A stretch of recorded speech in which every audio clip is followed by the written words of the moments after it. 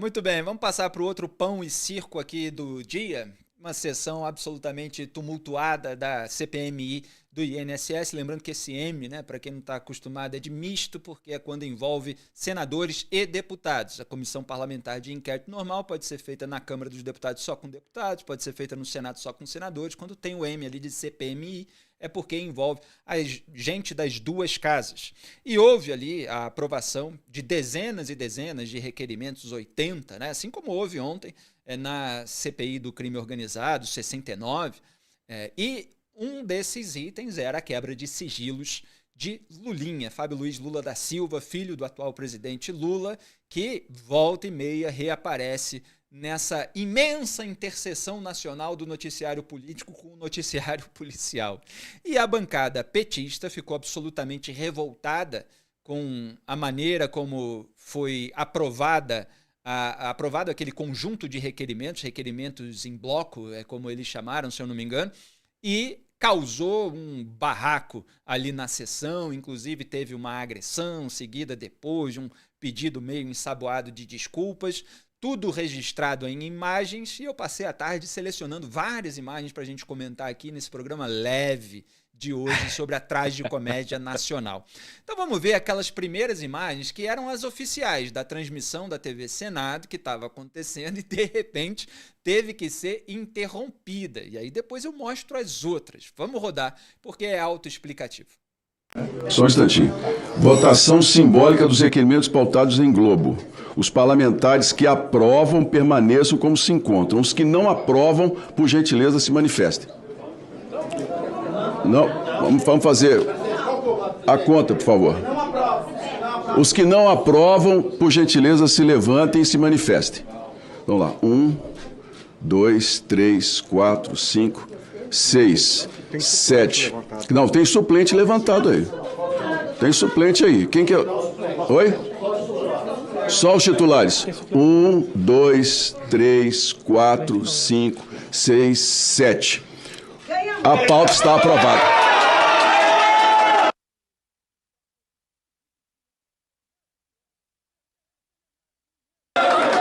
A pauta está aprovada.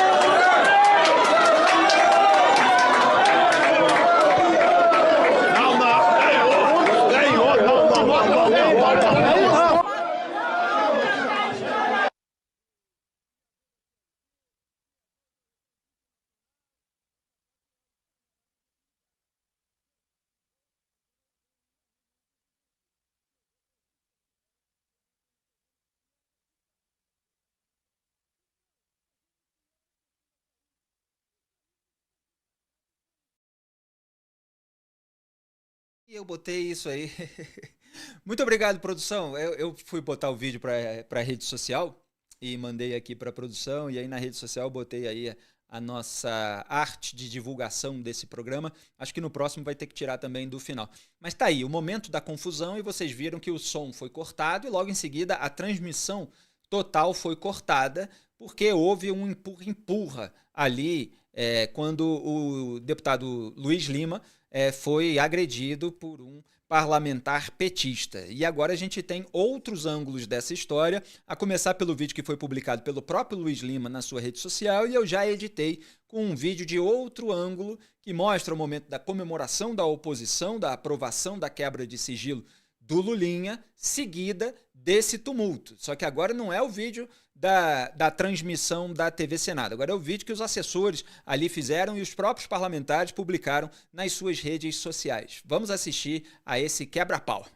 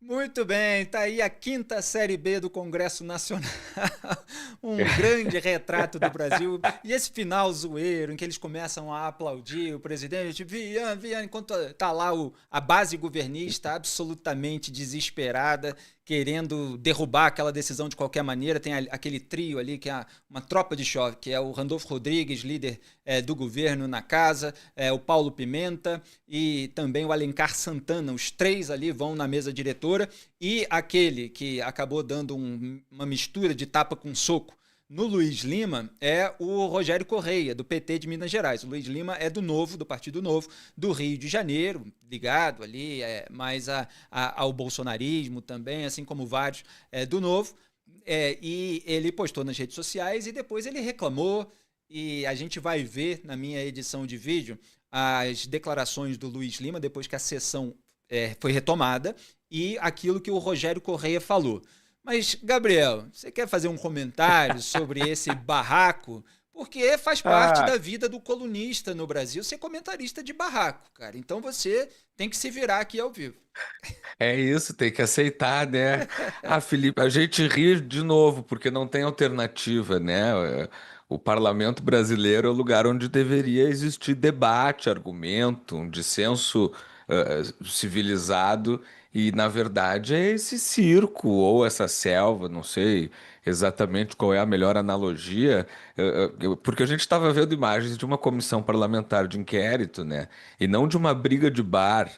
Quer dizer, o assunto ali é muito sério assim, a oposição fica dizendo, né? A oposição fala em blindagem e dizem os governistas que tá rolando uma investigação seletiva, pedidos contra governadores aliados da direita não foram pautados, que a CPI está sendo usada como uma arma política, o que pode até ser verdade, até porque CPI é um palco político por definição, né? Agora, o que fica constrangedor é essa reação desmedida à quebra de sigilo, porque Exato. se não tem nada ali para mostrar, né, de ilegal, isso vira exatamente uma bandeira depois para o discurso. É muito medo, porque eles foram às vias de fato, quer dizer, é um senhor, imagina. Não, exatamente. E o desespero, a ira, chamam tanta atenção Isso. que, se a gente for comentar outros aspectos, é como se eles ficassem em segundo plano, em terceiro plano. Eu queria até fazer uma análise sobre o modo como a votação foi feita. Mas é assim, que em termos de importância para a análise política, a ira, o desespero, essa atitude de partir para a briga, ela indica o desejo de blindagem. Disso aí não resta a menor dúvida. Por mais que eventualmente depois se descubra qualquer coisa, a sessão seja anulada, mas que há um desespero, não resta a menor dúvida. Agora, Congresso Nacional, Comissão Parlamentar Mista de Inquérito, envolve as duas casas, você tem inclusive senadores, né, que são tidos como pessoas mais maduras, mais responsáveis do que os deputados, né, porque são 513 deputados, 81 senadores. A sessão estava muito bagunçada, muita gente em pé ali do lado, pessoas que estariam participando, mas que estavam ali no cantinho. Aí fica uma confusão para contar, porque era votação simbólica, precisava levantar quem era contra a aprovação daquele conjunto de requerimentos em globo, né, como ele chamou, eu falei em bloco. E na hora daquela contagem, há uma dúvida sobre a contagem, quer dizer, eles não conseguem se organizar para contar de uma maneira absolutamente clara. E é óbvio que a base do governo quer fazer uma confusão porque quer impedir a aprovação. Mas você tem muita gente de imprensa ali do lado, não estou culpando a imprensa não, estou culpando os parlamentares que não organizam a casa para a votação ficar absolutamente clara, mesmo que alguém tenha que levantar para ir lá tocar no ombrinho. Olha, aqui você da quinta série A, André, 1, Bernardo, 2, claro. Faz lista de presença, né, Felipe? Cara, isso na escola tinha os inspetores, as inspetoras para organizar a fila, para contar. Você viaja numa excursão, peraí, vamos contar no ônibus, todo mundo veio e tal. Você faz aqui Rio-São Paulo, São Paulo-Rio, se conta depois da parada para ver se ninguém ficou esquecido lá no pão de queijo, no banheiro, de algum lugar. No Congresso eles não conseguem fazer isso de uma maneira clara. Então, dá margem para todo um embate, toda uma discussão. E aí, quer falar, Gabriel? Não, eu posso? Não, é isso mesmo. Parece que tudo é feito sempre para gerar uma nulidade depois, né? Pois é, fica sempre uma margem para confusão e na confusão os interesses vão sendo casados. Porque aí a base petista vai lá reclamar com o Davi Alcolumbre, a base petista já blindou aliado de Alcolumbre na própria CPMI do INSS, o Paulo Boldens, do qual, inclusive, o relator Alfredo Gaspar volta e meia fala, hoje, dando entrevista, falou, eu acho que o Alcolumbre, porque o Alfredo Gaspar a gente vai mostrar, inclusive, ele é quase um comediante, né? Ele falou, eu acho que o Alcolumbre deveria ser declarado suspeito para qualquer coisa relativa à CPMI por causa da aliança dele com o Paulo Boldens, né? Então, assim, você tem uma troca de favores, e aí a gente fica receoso de que o Alcolumbre possa decidir uma coisa, não em razão daquilo que aconteceu, mas em razão dos interesses dele. É assim a República do Escambo brasileira. Aí a sessão foi retomada depois, né? Alguns adultos na sala colocaram panos quentes e o Luiz Lima começou a falar sobre o acontecido e foi seguido pelo Rogério Correia. Olha só esse embate. Deputado Luiz Lima. Presidente Viana, só para deixar registrado aqui, não é por mim não, é pela instituição Congresso Nacional. Eu tomei 2 socos na cara na minha vida. O primeiro com 16 anos, no ônibus 584 em Laranjeiras, voltando de Botafogo para Laranjeiras, quando eu saí na briga ali com assaltantes que quiseram levar o meu tênis. E hoje, quando eu fui proteger aqui o senhor de deputados do PT que estavam eufóricos aqui, indignados por ter perdido a votação e o Lulinha ter tido seu sigilo quebrado, fiscal. Eu tô com um vídeo aqui, o deputado Rogério Correia me deu um socão na cara. Tá gravado, já tá nas minhas redes aqui. A gente já teve o Quaquá dando tapa na cara do deputado Messias do Espírito Santo. Não é por mim, não. Na vida a gente erra. Óbvio que isso aqui foi um erro. Eu acredito que o deputado reconheça como um erro. Pô, me deu um socão aqui. Então, é pela instituição, é pelo Congresso Nacional. Eu não vou ficar chorando aqui, eu não sou coitado. Sair na porrada é fácil. Mas a gente admitir que perdeu uma votação... Pô, perdemos uma eleição em 22. Quantas votações a gente perde? O senador Magno Malta. Quantas votações? Quantas votações por influência de mídia, de STF? A gente está por aqui. Então, deputado Rogério Correia, a gente não foi eleito para isso. Para isso. Então está aqui registrado. Eu espero que o senhor reflita. Nunca processei ninguém na minha vida, nunca foi processado. Tenho 48 anos, é difícil acontecer isso. Mas eu não tenho o controle do meu partido, o Partido Novo, que recebeu as imagens. Os filiados do Partido Novo já receberam as imagens. O pessoal da direita, que luta cada dia na rua. Então, eu espero que não aconteça mais isso nessa casa. Respeitando o presidente Viana, que é o presidente. Gostando ou não do presidente Carlos Viana, ele é o presidente. É isso. Obrigado, presidente. Pergunta ao deputado Rogério Corrêa se deseja se manifestar. Claro, presidente. Perfeitamente, excelência. Presidente, em primeiro lugar, eu gostaria de dizer a Vossa Excelência que estou decepcionado com Vossa Excelência. Sinceramente, o resultado não foi esse e Vossa Excelência poderia muito bem ter feito a recontagem. É um absurdo. Basta perguntar aos deputados e senadores e nós temos fé para dizer isso. Nós tínhamos 14 deputados e senadores aqui. Todos confirmam estar na hora da votação. Do outro lado, 7 que permaneceram na posição de sentados. Eu tenho aqui a foto, posso mostrar para o senhor, com todos eles, a foto do momento do voto. E com isso, Vossa Excelência vai ficar desmoralizado em relação ao que Vossa Excelência viu ou quis ver.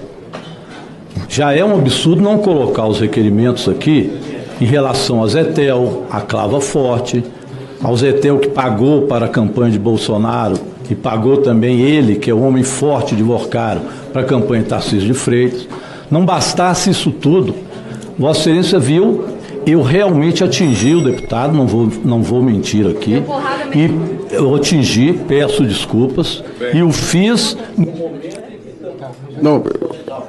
E eu fiz no momento em que fui também empurrado, e Vossa Excelência viu, todos viram, que eu caí no chão e também fui agredido. Não vou ficar aqui choramingando, mas eu fui empurrado e caí no chão. Eu realmente atingi o deputado quando eu fui reagir. Se pegou no rosto do deputado, eu peço desculpas, não era a minha intenção. Mas eu fui empurrado e aqui caí, todos viram. Todos viram, eu caído ao chão e pedindo para ser levantado. E com deputados me ameaçando. Então, eu queria só relatar isso, pedir desculpa ao deputado Lima por ter atingido, mas dizer que não foi por querer, e eu reagi quando estava sendo empurrado. Agora, eu peço a Vossa Excelência que possa voltar atrás. A contagem que Vossa Excelência fez não condiz com a foto. Então, basta que Vossa Excelência peça, eu acho que seria digno, peça a foto, para o senhor ver agora a imagem. Pegue da TV a imagem ou das fotos. É o VAR. O senhor pode utilizar o VAR no futebol, isso é moderno, você sabe disso, é desportista também, tem programa de TV, vai ficar mal. Vai ficar mal para Vossa Excelência chegar em Minas Gerais, nós mostramos a foto e o senhor sustentar que só viram 7, quando a foto e a imagem falam em 14. Eu pediria a vocês que voltassem atrás. E, Lima, peço desculpa a Vossa Excelência, não foi intencional, eu realmente reagi ao ser empurrado. E devo ter atingido Vossa Excelência, como Vossa Excelência disse, eu acredito que foi. Então peço desculpa por isso. É assim que nós temos que seguir no respeito uns aos outros. Senhor presidente. Só respondendo ao deputado Rogério Corrêa, eu contei 2 vezes. Fiz questão de contar com os senhores em pé. E outra coisa, mesmo que fossem 14, o painel, segundo a mesa que me foi orientado desde o início, depois da votação nominal, o painel é 31. O painel contava os suplentes. Mesmo assim, não haveria suficiente. Presidente, peço aos pessoas que trabalham. Senhor presidente, antes disso eu tenho artigo... Muito bem, a gente ainda vai voltar à discussão sobre os números. Agora, Gabriel, quero a sua nota para o pedido de desculpa do Rogério Corrêa para o coleguinha Luiz Lima. Se fosse na escola, era um pedido de desculpa assim, completo, aceitável? E ele falou assim, não, eu devo ter atingido o deputado, e aí a deputada federal bolsonarista, a Júlia Zanata, estava ali do lado e falou assim, deu porrada mesmo. É uma cena de quinta série B parlamentar. O que você destaca? Eu gosto, vamos lá, por partes. Me chamou muita atenção que a primeira troca de soco da vida do deputado Luiz Lima realmente o traumatizou, porque ele lembrava, né, até a linha ali do ônibus, todo o contexto. Lá do Rio de Janeiro, a gente não esquece. É isso, gostei também quando ele fala... Os primeiros assaltos, quando você é alvo ali dos pivetes, a gente não esquece. Que ele levou um socão na cara. Vamos lá, vai, Felipe. Não foi bem assim também. Levou um pescotapa ali, uma coisa meio fora de sentido. Eu gosto quando ele lembra que o Quaquá bateu no Messias, que é uma frase maravilhosa por si só, né?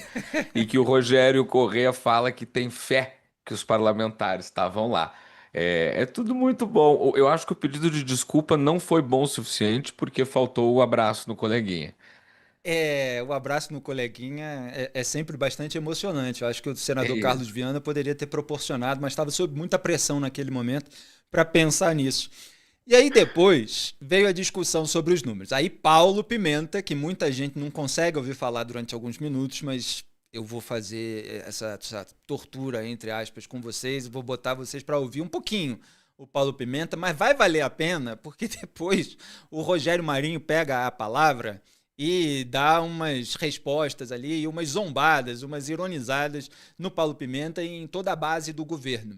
Então vamos ver o que alegou o Paulo Pimenta, o que respondeu o Rogério Marinho e o que decidiu em seguida, refutando as narrativas petistas, pelo menos de acordo com a sua visão, o presidente da CPMI, senador Carlos Viana, que é lá de Minas Gerais do Podemos. Pode soltar o Paulo Pimenta. Portanto, senhor presidente, no momento da votação pelo contraste, a imprensa tem essas imagens, a Secretaria da Casa tem essas imagens, todos aqui temos as fotos e as imagens. O resultado da votação foi 14-7. A TV Senado mostra isso. O regimento é claro, no sentido de que o contraste da votação simbólica se dá por maioria ou minoria entre os presentes. Portanto, foi 14-7 a votação. Está aqui no artigo 14, inclusive, maioria dos votos presentes entre a maioria dos seus membros. Não existe essa interpretação que o quórum seria o quórum total. Isso não tem previsão regimental. Diante disso, senhor presidente, eu requero a Vossa Excelência que anule o resultado por erro material da contagem e que Vossa Excelência anuncie o resultado verdadeiro, baseado nas imagens, nas fotos, inclusive da imprensa oficial da Casa, da Secretaria-Geral da Casa. Não havendo, senhor presidente, por parte de Vossa Excelência, esse entendimento, eu comunico a Vossa Excelência que nós vamos interpretar como uma ação deliberada do senhor para fraudar o resultado da votação. E diante deste fato, nós iremos até o presidente do Congresso Nacional para solicitar a imediata anulação da votação que teve aqui. E, ao mesmo tempo, vamos fazer uma representação no Conselho de Ética do Congresso Nacional contra Vossa Excelência por decisão de fraudar o resultado da votação, mesmo que todas as pessoas que estão aqui saibam que o resultado é outro. Vossa Excelência está dando um golpe na votação. O senhor chegou a dizer que só tinham 7 parlamentares. O senhor está dizendo, então, que esses 14 parlamentares que eu estou listando aqui, que estavam todos eles aqui, não estavam. O senhor está dizendo que eles não estavam. O senhor está dizendo que eu estou mentindo. 5 minutos. Contrário à questão de ordem. Líder Rogério Marinho. Senhor presidente, Pois não, nós estamos aqui num momento em que é importante que a sociedade que está nos assistindo saiba o motivo do desespero do Partido dos Trabalhadores. Antes de entrarmos no mérito da questão, é importante sabermos o que é que causa tanta aflição. Nós estamos falando aqui de convocar as pessoas do senhor Augusto Ferreira Lima. Eu vou falar daqui a pouco no artigo 14 porque esse desespero, que é o banqueiro do PT. Nós estamos falando aqui da convocação do senhor Adroaldo do Cunha Portal, do senhor Gustavo Marques Gaspar, que foi tão blindado nessa comissão. E o Adroaldo, inclusive, está preso, né? Nós estamos falando aqui de quebra de sigilo do senhor Gustavo Marques Gaspar. É preciso saber o que foi que houve com esse cidadão aqui que se envolveu tanto nesse processo. Nós estamos falando da quebra de sigilo do senhor Fábio Lula da Silva, do Lulinha. Nós estamos falando da Daniela Miranda Fernandes, que, segundo as informações da imprensa, era quem dava tal da mesada, junto com a Roberta Moreira Lucha. Na verdade, era a Roberta. Eu acho que aqui era bom para tirar a prova, se é verdade ou não é. Eu não estou afirmando, mas isso aqui vai permitir a gente saber se havia uma mesada, quem recebia e quem dava. A gente está falando aqui da questão do crédito sexta, que foi tão defendido aqui, como se fosse uma operação idônea. Vamos saber agora se ela é idônea, porque a gente está pedindo aqui, e foi aprovado na votação simbólica, a quebra desse sigilo. Esse é o motivo aqui do desespero que a gente está vendo aqui, praticamente uma crise de histerismo, né, que depõe contra esse parlamento. Em seguida, com a argumentação que foi trazida aqui, fica mais forte ainda a argumentação de Vossa Excelência por uma questão de aritmética, de matemática. Tem 31 presentes. Se 14 são os que votaram contrários, então remanescem 17 votando a favor da votação. Então eu peço a Vossa Excelência... Silêncio, por favor. Eu peço Silêncio. a Vossa Excelência, tenho 47 segundos. Eu peço a Vossa Excelência que continue com a posição que Vossa Excelência tomou, como sempre sensato, né? Não acolha a questão de ordem e quero repelir, inclusive, a maneira como a questão de ordem foi feita. Ou seja, fraude, enfim, tentativa de golpe aqui, enfim, nada disso aconteceu. O que acontece, na verdade, é que o PT está em desespero porque as suas vísceras estão expostas, senhor presidente. Muito obrigado, Excelência. Com relação à questão de ordem, essa presidência presta os seguintes esclarecimentos quanto ao regimento interno do Senado Federal. Artigo 293, primeiro, os senadores que aprovarem a matéria deverão permanecer sentados, levantando-se os que votarem pela rejeição. Essa presidência contou 2 vezes 7 votos. Procedida a verificação de votação e constatada a existência do número, não será permitida nova verificação antes do decurso de 1 hora. Os requerimentos 3127 e 3128 foram submetidos à verificação nominal, de modo que a nova verificação é impossível regimentalmente. Estávamos, portanto, impedidos de fazer uma votação nominal e obrigados a votar simbolicamente. Destaca-se que, em uma votação simbólica, não se contam todos os votos, senão estaríamos falando de votação nominal. Em votações simbólicas, costuma-se observar visualmente os votantes. Olhando o plenário, parecia haver mais pessoas sentadas. Todavia, suplentes e não membros poderiam estar presentes, o que sequer é considerado normalmente uma votação simbólica.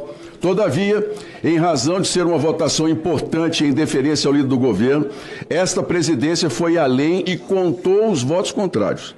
Porém, não há como contar todos os votos, senão, repito, estaríamos fazendo a votação nominal. Por isso, contaram-se apenas os votantes contra. De tal forma, não há como proclamar outro resultado senão a aprovação dos requerimentos. Ainda que considerasse 13 ou 14 parlamentares, porque um dos que Vossa Excelência citou está assentado. Contra, isso seria insuficiente para rejeitar os itens. Na votação anterior, o quórum de votação foi de 31 parlamentares, de modo que este é o único possível quórum total a ser considerado, pois a votação nominal é o instrumento adequado para a aferição do quórum. Não há como essa presidência criar um quórum imaginário. Destaca-se, inclusive, que durante o caloroso debate que sucedeu, o governo reconheceu que era o quórum que deveria ser considerado. Portanto, seriam necessárias 16 manifestações em contrário para rejeitar os itens de votação. Ainda não há como se considerar que parlamentares que votaram remotamente alinhados com determinada posição política iriam votar novamente em uma mesma linha. Não existe posição previamente estabelecida. A manifestação de cada parlamentar só pode ocorrer de forma expressa. E o que ocorreu é que 14 parlamentares, no quórum de 31, não seriam suficientes para derrubar a proposição. Portanto, a questão de ordem está rejeitada, o resultado está mantido.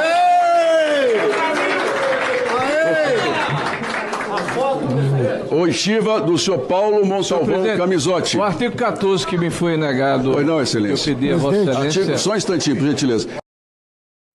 Muito bem, eu fiz questão de registrar o Pão e Circo completo, botei aqui o Gabriel Weiner de castigo para assistir comigo, para a gente se divertir nesse grande barraco parlamentar, com discussões profundas sobre aritmética. Não sei se você pegou, Gabriel, que 14 não é a maioria de 31.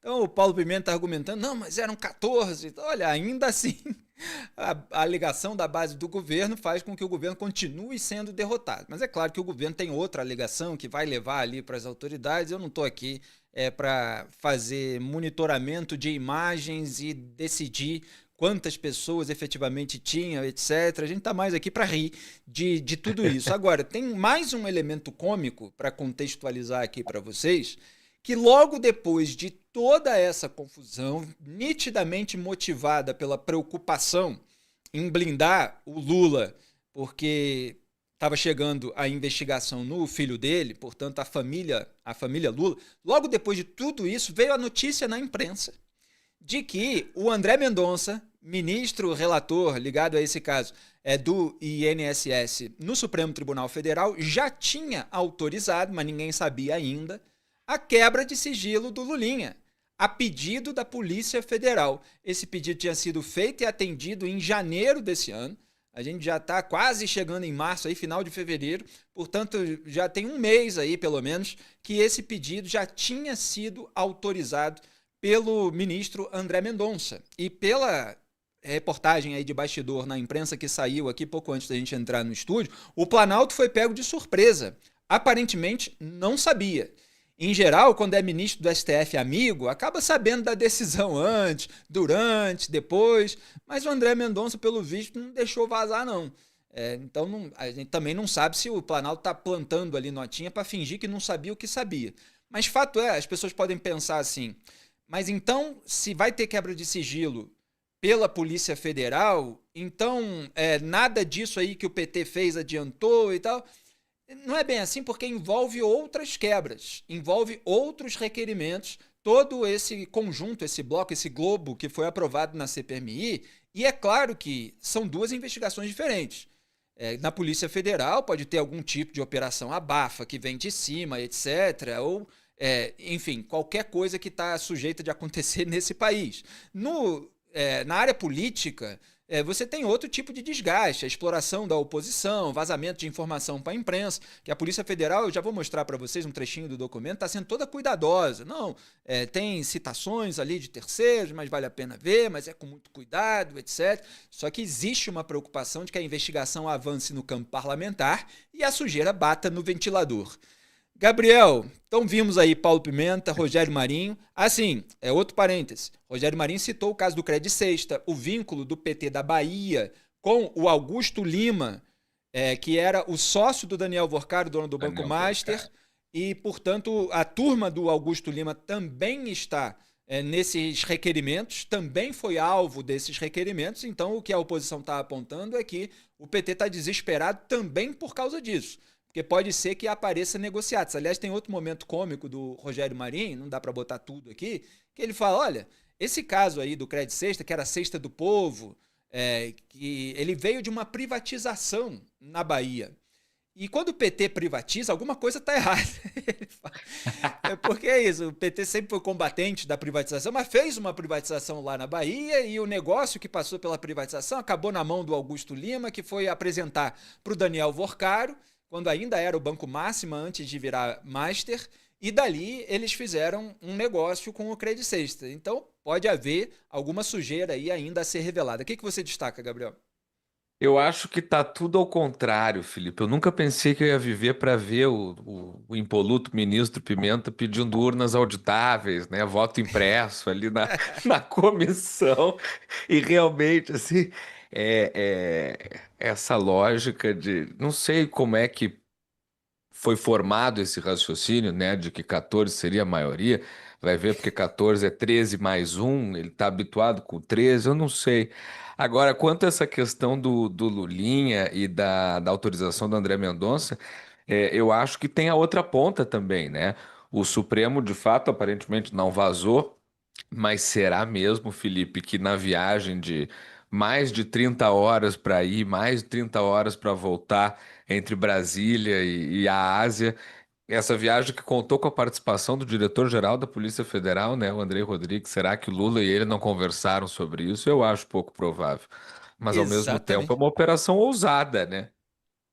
Pois é, eu comentei aqui outro dia que o Lula viajou com o Andrei Rodrigues, que ele está querendo ficar do lado do diretor-geral da Polícia Federal, possivelmente também para tentar saber de alguns babados, né, Gabriel? Claro. Mas também para se colar na parte investigativa, que está avançando aí na investigação do Banco Master e não no Supremo Tribunal Federal, porque o Lula está tendo desgaste. A gente apontou ontem aqui a desaprovação dele, que apareceu sendo mais alta na pesquisa Atlas Intel, E tem, eu acredito, algum elemento aí, é claro que são muitos elementos misturados, mas tem algum elemento aí de desgaste em razão da associação do governo Lula com o Supremo Tribunal Federal nesse momento em que os ministros do STF estão sofrendo o escrutínio da sociedade, o escrutínio possível, pelo menos, da imprensa e de segmentos da população. Então, assim, é claro que a gente suspeita de tudo, né? Que o Lula pudesse estar sabendo de alguma coisa, pudesse estar querendo ficar próximo do diretor-geral da Polícia Federal nesse momento em que uma investigação avança sobre o filho dele. Ele disse em dezembro que se tiver filho meu que fez sujeira aí, que seja investigado, que é uma frase parecida com a que o Bolsonaro falou, e eu comentei em dezembro que o Lula, assim como o Bolsonaro, falam isso, mas depois tratam de fazer a operação abafa. E hoje, você tem a imagem, eu até postei o print no meu X, dos petistas ali da base do lulista, né, que vai além do PT, em pé, manifestando claramente uma posição contrária à quebra de sigilo do Lulinha. Então, assim, o Lula diz uma coisa, não, se tiver que investigar o filho, vai investigar. E a base dele tá lá blindando o filho dele. Obviamente com o aval dele, com ordem dele, e tão desesperada que parece assim que o pessoal vai tomar bronca quando chegar em casa do papai, do chefão, se não botar para quebrar lá na CPMI, para tentar evitar esse mal maior. Então, assim, tudo muito cômico, né, Gabriel? Muito, muito cômico. Eu acho que às vezes essas coisas acontecem até para dar um alívio na nossa vida, né, Felipe? Porque realmente, assim, tem que amar muito o jornalismo, tem que amar muito o Brasil para a gente entrar nesse território tóxico da política todos os dias. O que a gente viu hoje é uma baixaria que não cabe em lugar nenhum e cabe menos ainda num parlamento, né? Um lugar onde as pessoas deveriam ir para conversar, para chegar a consensos. Mas está tudo errado nesse país. É o país onde o capim come a vaca, né? Essa do Pimenta realmente pedir auditoria ali da votação é muito engraçado, é muito divertido. Não, e depois de toda a campanha em defesa da democracia que o lulismo fez e tal, estava insatisfeito ali com o resultado da votação. Tudo bem, votações, eventualmente, a forma como elas são feitas podem ser questionadas, mas questionadas democraticamente, não é isso que eles dizem defender? Não é você partir para cima com violência, com puxão, pescotapa, etc. E eles já saem acusando golpe, fraude, isso e aquilo, não conseguem botar um argumento de pé, não conseguem se organizar, inclusive, se mobilizar na sessão. Então, assim, tudo bastante vexaminoso, independentemente do resultado que venha a partir daí. Agora, para completar essa comédia de hoje, é que ontem o programa foi muito sério. A gente ficou aqui conversando sobre o julgamento da Marielle, sobre PL antifacção, sobre o avanço das investigações na CPI do crime organizado, relações entre altas autoridades e a elite. No fundo, tem vários elementos que estão por trás desse barraco de hoje. Mas hoje valia a pena fazer um programa mais leve. Para coroar essa comédia, nada como o relator, Alfredo Gaspar, quase um comediante. E olha, eu evito trazer assim, vídeos longos, mas é um vídeo de 5 minutos que vale a pena. Por quê? Você está assistindo a tudo isso e está perguntando, talvez, na sua cabeça, mas o que o Lulinha fez? Quais são os elos dele com esse caso do INSS? E quando a sessão foi retomada num segundo momento, para que houvesse o depoimento do Paulo Camisotti, que é uma das pessoas ali que podem ajudar a esclarecer alguns mecanismos internos, que é ligado a outras pessoas que já foram mencionadas na CPMI. Quando houve essa retomada, o Alfredo Gaspar ele fez praticamente uma palestra de como as coisas foram sendo descobertas a respeito do caso do Lulinha. Quer dizer, como as conexões foram sendo feitas e como a base do governo Lula foi tentando evitar cada um desses passos, cada um desses avanços da investigação. E como ele fala de uma maneira engraçada, vale a pena assistir a esse show de stand-up comedy do relator Alfredo Gaspar. Pode rodar. Mas vamos falar de Fábio Luiz. Fábio Luiz está aqui, eu pedi a quebra do sigilo dele porque ele é filho do presidente Lula? Não. Eu sou doido, E eu tô maluco para isso? Não. Os jornais aqui mostram. Quando essa CPMI começou, que eu sequer sabia no que estava me metendo, A única coisa que eu ouvi aqui é que a ordem de blindagem era para não chegar no irmão do presidente da República, chamado Frei Chico. E eu fui entender qual o papel do Frei Chico, vice-presidente do Sindinap. O Sindinap foi um dos sindicatos que mais recebeu dinheiro roubado de aposentado e pensionista. E aí, de repente, aparece um personagem que estava totalmente fora do nosso radar. Um cidadão chamado Fábio Luiz da Silva. Por que isso aconteceu? Porque chegou informação aqui que o melhor amigo do careca do INSS tinha de um tempo para cá, através de lobby, passado a ser careca do INSS e a junção com Fábio Luiz, o tal do Lulinha. E aí fomos entender, no meio, o Brasil tem 215 milhões de habitantes, tem 210, 220, então não me recordo agora. Poxa, no meio de mais 200 milhões de habitantes, o filho do presidente da República foi logo arrumar amizade com o maior ladrão de aposentado e pensionista do Brasil. Simples assim. Poxa, mas coincidências na vida existem. Aí chega a informação. Olha, viajaram juntos para Portugal. Aí eu faço um requerimento aqui, ou alguém fez, ou foi a deputada Bia, eu não me recordo. Então, vamos tirar essa prova dos 9. Eu acho que isso é mentira. Vamos tirar essa prova dos 9? Vamos pedir a quebra de passageiros do voo de Portugal, conforme chegou o informe. Fizemos. Para mim foi um espanto. Era um negócio que resolveria a desconfiança. Rapaz, eu nunca fui tão atacado. A base do governo ficou em desespero e bloqueou a quebra dos passageiros do voo para Portugal. Eu me revoltei tanto que eu coloquei o meu cargo de relator à disposição. Eu disse, só tem um jeito. Eu renuncio ao cargo de relator se Lulinha não viajou com o careca do INSS juntos com as despesas pagas por careca na classe executiva do voo X lá para Portugal. Isso foi o ano passado. Sabe quem me desmentiu? Ninguém. Sabe quem permitiu a quebra do sigilo dos voos? A base do governo não permitiu. Aí, de repente, aparece uma senhora chamada Daniela Fonteles. Me falaram, porque como relator, toda hora, olha, o dinheiro vai chegar no filho do presidente por 2 pessoas. Daniela Fonteles e Roberta Luxiger.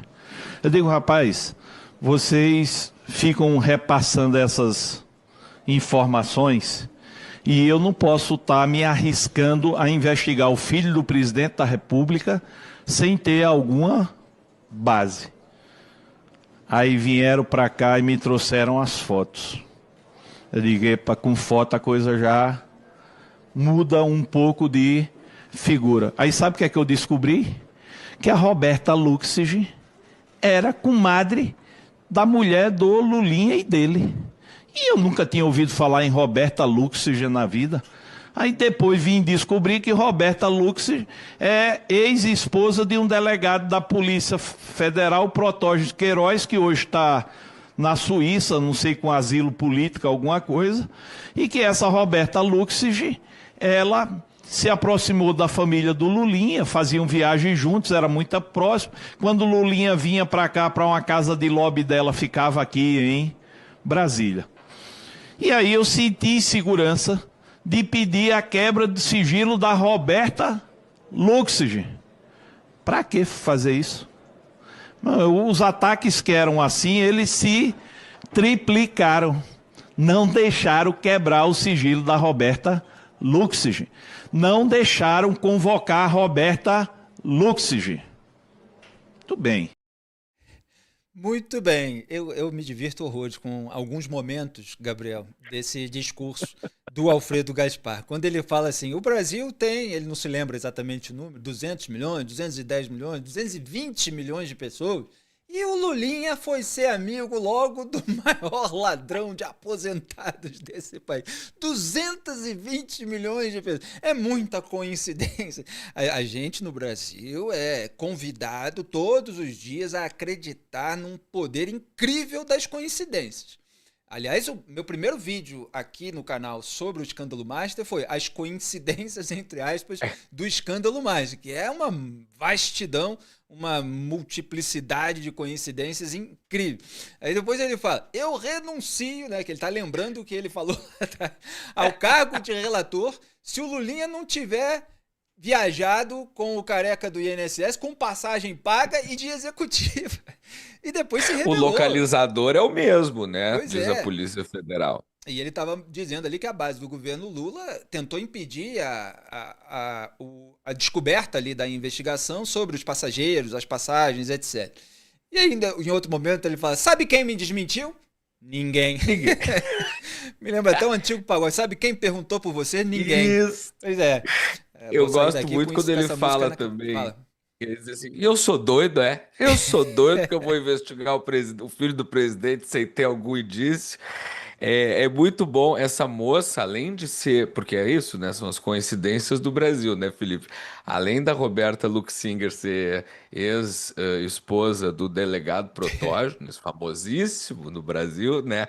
Ela é também herdeira de um grande acionista do Credit Suisse, quer dizer, é uma pessoa com antecedentes aristocráticos aí, né? E é muito bom essa cena toda, porque parece que ele está narrando, assim, 100 anos de solidão, né? Ele está resumindo 100 anos de solidão, porque aí conhece um, que conhece o outro, que vai lá. Essas são as conexões de Brasília profunda. Claro que com muito menos sofisticação do que o Garcia Marques, mas precisa acompanhar a exposição dele com uma árvore genealógica do lado, né, Felipe? Exatamente. E essa empresária, a Roberta, que ele fala de um jeito engraçado o sobrenome, né? Luxinger, ela é apontada pela Polícia Federal, quer dizer, a PF já chegou nela, como integrante do núcleo político da organização criminosa montada para desviar recursos dos aposentados e liderada pelo careca do INSS, que é o Antônio Carlos Camilo Antunes. Tem lá até um trecho antigo da PF numa operação contra ela. Sua atuação, de Roberta, se revela essencial para a ocultação de patrimônio, movimentação de valores e gestão de contas bancárias e estruturas empresariais utilizadas como instrumentos da lavagem de capitais. Isso foi um trecho aí, e o ministro André Mendonça tinha autorizado buscas em endereços ligados a ela. Identificaram ali vários pagamentos naquela teia, naquela rede das empresas do careca do INSS. Tem mais um trechinho para a gente finalizar os vídeos de hoje de stand-up comedy, barracos, pão e circo, do próprio Alfredo Gaspar, dando um arremate aí nas conexões do Lulinha. Pode soltar. Aí vamos para Daniela Fonteles. Eu nunca tinha ouvido falar em Daniela Fonteles. E por que quebrar sigilo de Daniela Fonteles? Não porque foi marqueteira do PT no governo Dilma. Eu digo de jeito nenhum. Eu vou quebrar sigilo de ninguém porque foi marqueteiro de PT ou de qualquer partido lá. Eu também, a gente tem que ter limite moral, a gente tem que saber o que vai fazer. Aí quebramos de outra situação, que foi do careca do INSS. Rapaz, foram mais de 10 milhões de reais que, para minha surpresa, foram direcionados para Daniela Fonteles. E sabe o que aconteceu? Uma parte desse dinheiro feita em câmbio e mandado para Portugal. Aí eu digo, epa, aí a gente já está falando de careca e Daniela. Aí um deputado ali da liderança se levantou, disse, olhe, respeitem a moça, foi a venda da casa Aonde foi mesmo? Trancoso, sei lá onde foi. Lá no sul da Bahia, que Daniela vendeu para Careca. Foi 5 milhões. Meu amigo, então o cara pagou um juros danado, porque já apareceu mais de 12 milhões. Olha só, era mentira. Aí volto para Roberta Luxig, recebendo milhões de reais do senhor Careca do INSS. Aí volto para Roberta Luxig de novo, mandando Careca do INSS descartar os telefones porque viria operação. Citando textualmente que o filho do presidente da República já tinha passado por isso e que ele precisava descartar os telefones. E a CPMI continuando a blindar esses personagens. Aí viemos para uma votação mostrando a safadeza, mostrando os caminhos. Cacete, o governo consegue manter Roberta Luxig e consegue manter Daniela Fonteles incólumes. Aí eu vou mais à frente e descubro que Daniela Fonteles tem 2 irmãs e pelo menos uma delas já trabalhava com Careca do INSS recebendo recurso há mais tempo, dentro das empresas do Careca. Muito bem, e olha que isso é uma parte só, depois ele ainda continuou mais um pouquinho. Só para registrar, porque ficou famosa há algumas semanas atrás, uma mensagem que cita o filho do rapaz, que todo mundo entendeu como sendo o filho do Lula, portanto o Lulinha. E essa mensagem é entre o Careca do INSS e um dos seus sócios, e o Careca dizendo que um dos repasses de R$300 mil para a empresa dessa Roberta Luxinger, que a gente estava falando, e o Alfredo Gaspar também, um dos repasses seria para o filho do rapaz.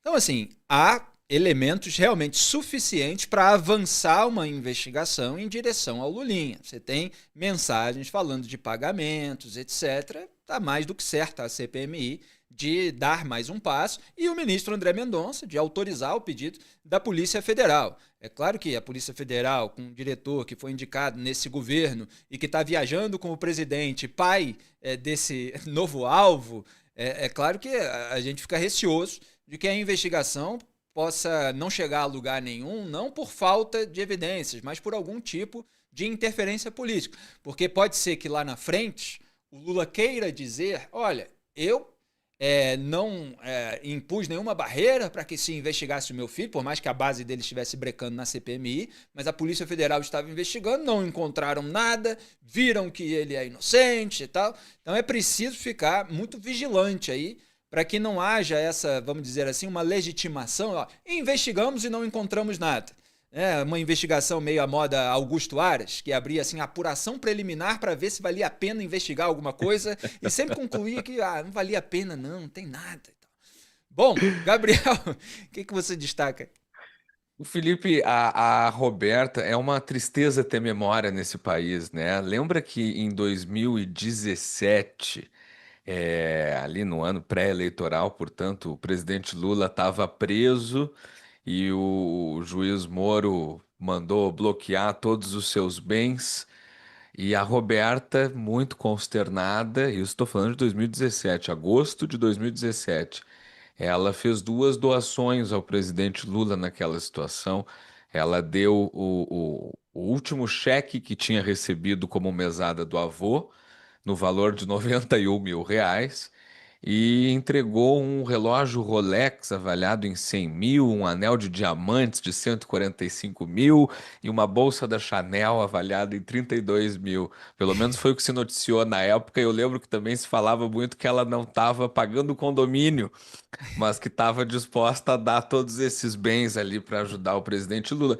Então é isso. Ou, como disse o deputado, é tudo uma imensa coincidência.